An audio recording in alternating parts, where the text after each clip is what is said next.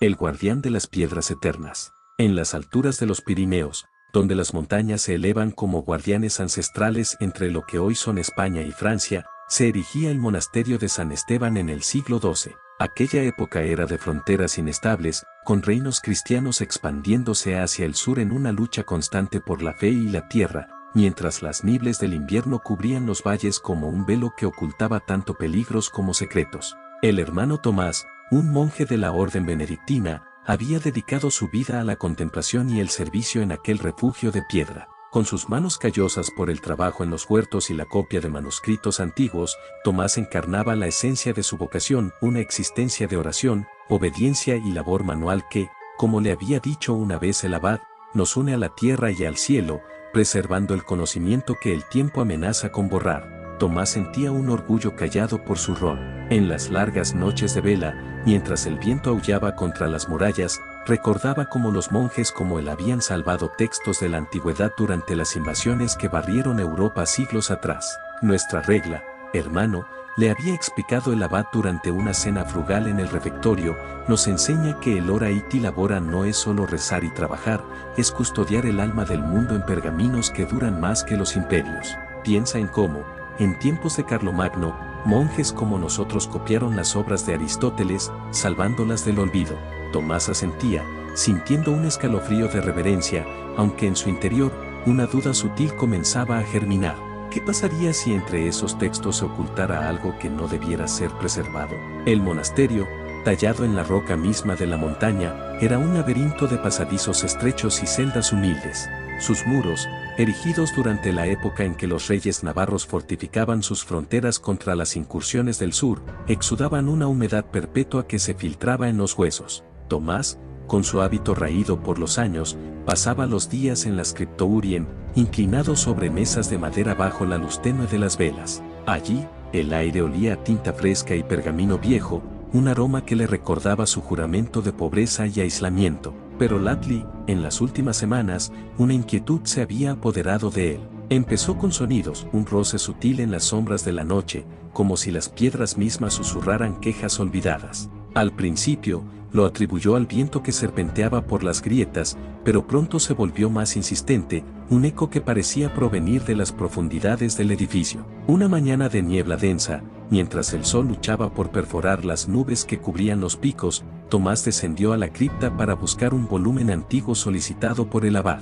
La cripta era un lugar sagrado, excavado en la base de la montaña durante la fundación del monasterio en el año 1085, cuando los monjes huyeron de las guerras en las llanuras y buscaron refugio en las alturas. Allí reposaban los restos de hermanos pasados, alineados en nichos tallados en la roca, y estanterías que guardaban reliquias y libros prohibidos a los novicios. Tomás llevó una antorcha, cuya llama danzaba erráticamente, proyectando sombras que se estiraban como dedos acusadores. Su corazón latía con una mezcla de devoción y aprensión. Siempre había sentido que la cripta era un umbral entre el mundo de los vivos y algo más antiguo, más primordial.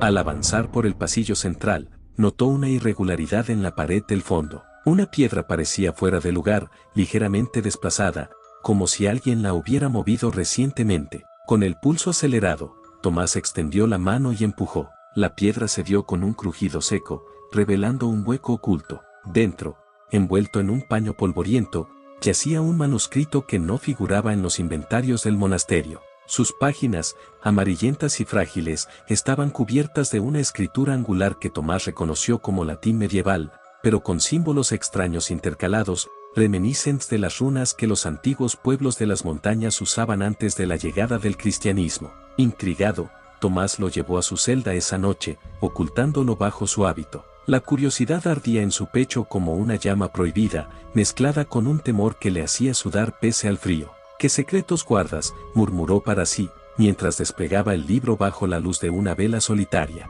Las primeras páginas narraban la historia de un monje llamado Gregorio, quien, en el siglo IX, durante las invasiones vikingas que asolaron las costas europeas, había huido a estos mismos Pirineos con un conocimiento prohibido. Gregorio describía cómo, en su juventud, había descubierto una presencia en las rocas, una entidad que los antiguos llamaban el guardián de las piedras, un espíritu atado a la montaña desde tiempos prehistóricos, cuando los primeros habitantes de la región tallaban megalitos para apaciguar fuerzas invisibles. Tomás leyó con avidez, su respiración entrecortada. Gregorio explicaba que el guardián no era un demonio, sino algo más terrenal y antiguo, una manifestación de la tierra misma, despertada por las excavaciones de los monjes al fundar el monasterio. Se alimenta de la soledad, escribía Gregorio, y se manifiesta en ecos que imitan voces humanas, atrayendo a los débiles de espíritu para que se pierdan en sus profundidades. Tomás sintió un nudo en la garganta.